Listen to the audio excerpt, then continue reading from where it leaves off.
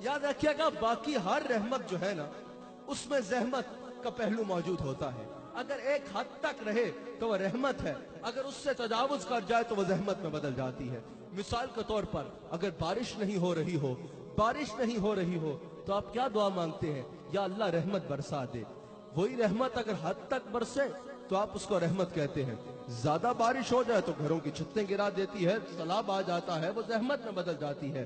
ہوا کا چلنا رحمت ہے, لیکن اگر تیز چلے تو پریشانیاں ہو جاتی ہے, تباہیاں پڑ جاتی ہے. کھانا پینا رحمت ہے. کچھ لوگوں کو زیادہ ڈپنے کی عادت ہوتی ہے, اوور ایٹنگ کی وجہ سے بیماریاں ہو جاتی ہیں. چلیں یہ تو دنیا کی مثالیں ہیں.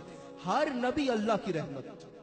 حضور علیہ السلام سے پہلے حضرت آدم علیہ السلام سے لے کر حضرت عیسیٰ علیہ السلام تک جتنے انبیاء آئے سب رحمت بن کر آئے, سب رحمت تھے, لیکن صرف ان کے لیے جنہوں نے ان کی اتباع کی.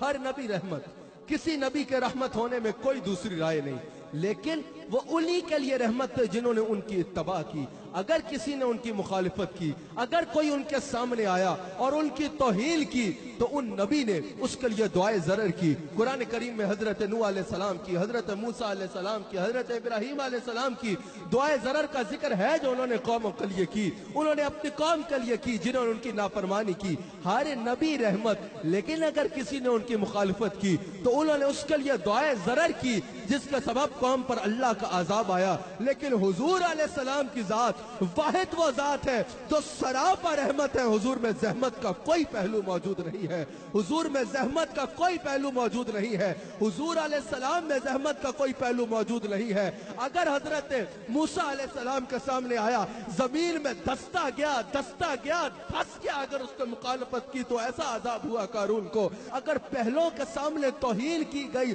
تو انہوں نے دعائے ضرر کی اور اس کا سبب قوم پر عذاب آیا. لیکن اگر حضور کی توہین کی گئی, طائف میں حضور پر سنگباری کی گئی, حضور نے دعائے ضرر نہ کی, جبریل آئے کہ یا رسول اللہ ایک اشارہ کرے تو پہاڑوں کو ان کے اوپر گرا ڈالو. حضور نے فرمایا گر تو جائیں گے یا مٹ تو جائیں گے, لیکن پھر میری رحمت للعالمین کہا جائے گی, پھر میری رحمت للعالمین کہا جائے گی. ارے میں صرف مدینے یا مکے یا مسلمانوں کے لیے نہیں بلکہ میں عالمین کے لیے رحمت بن کے آیا ہوں, میں عالمین کے لیے رحمت بن کے آیا ہوں. حضور علیہ السلام سے ایک دفعہ صحابہ نے کہا کہ یا رسول اللہ, پہلے نبیوں کے سامنے اگر کفار نے توہین کی تو انہوں نے ان کے لیے دعائے ضرر کی اور ان پر عذاب آ گیا. سرکار آپ کے تو ایک اشارے کی بات ہے, آپ ہاتھ اٹھائیں اور بولیں کہ یہ جو آپ کے دشمن ہیں اللہ سے کہیں کہ اللہ ان کا بیڑا غرق کر دے.